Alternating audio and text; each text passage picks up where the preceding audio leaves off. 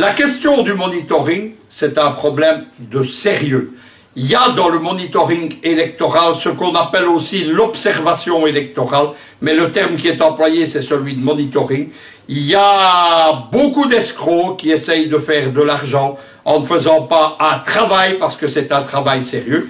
Il y a aussi beaucoup de barbouzes parce que c'est l'occasion, en particulier pour tous les réseaux et les polices parallèles françaises que j'ai retrouvés dans toutes les élections dans les ex-républiques soviétiques, c'est l'occasion de s'infiltrer.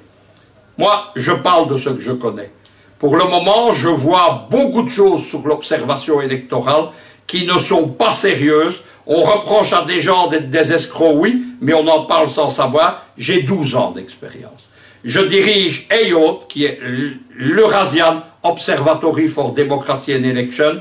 J'ai 12 ans d'expérience, j'ai monitoré les élections en Russie, à la Douma, pour la précédente élection de Poutine. J'ai monitoré les élections au Bélarus, en Arménie, également en Ukraine sous l'Ancien Régime. Je suis aussi allé en Afrique, puisque EIOD a monitoré la première élection au Sénat au Cameroun en 2013. Nous sommes aussi allés à Madagascar, ou par exemple sur le Nil bleu, lors des dernières élections soudanaises.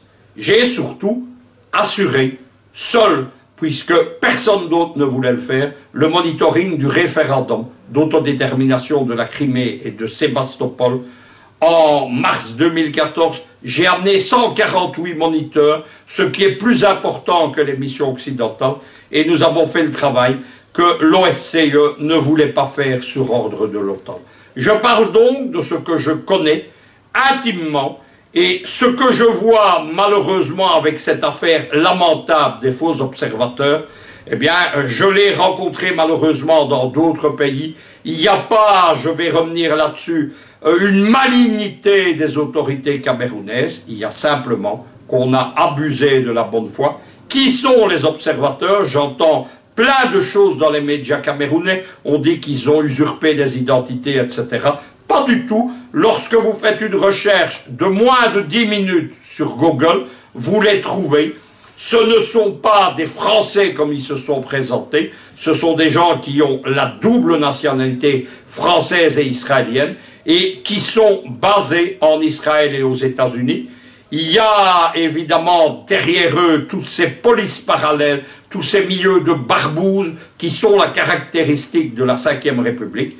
Il y a par exemple Raphaël Kalfon qu'on a beaucoup vu sur les médias camerounais. C'est quelqu'un qui assure le suivi de la section israélienne du parti Les Républicains. C'est le parti de Sarkozy et de Motché. Il faut savoir que les Français de l'étranger votent. On a divisé le monde en 6 circonscriptions. L'une des principales, c'est celle qui recouvre Israël. C'est un enjeu de politique intérieure, non pas internationale, mais française. Kalfon est proche de Sarkozy.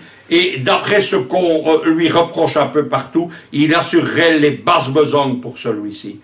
Il faut tout de suite comprendre quelque chose, c'est que Paul Biya, ce n'était pas le candidat de Sarkozy, ni celui de Macron. Le Quai d'Orsay, Macron, les Républicains, l'ensemble du système français avait fait le choix de celui qui se présente comme le Macron camerounais, Kabal Libri, ce qui ne veut pas dire d'ailleurs qu'il ait quelque chose à voir dans cette sombre affaire d'escrocs, c'est tout simplement le Cameroun qui a été abusé. Deuxième personne, et puis on arrêtera de parler de gens qui n'en valent pas la peine, Nourit Gringer, qui c'est la dirigeante d'une fondation israélo-américaine qui s'appelle la Western Civilization Heritage Israel Programme. Elle est basée aux États-Unis. C'est elle qui a expliqué, qui s'est ridiculisée dans les médias camerounais, qui ne savait même pas le nombre de candidats et qui explique sur Facebook qu'elle est venue faire du tourisme. Les touristes sont venus surtout se remplir les poches, c'est ça qu'il faut savoir. Ce sont des gens sans expérience qui ne connaissent pas ni l'Afrique ni le Cameroun.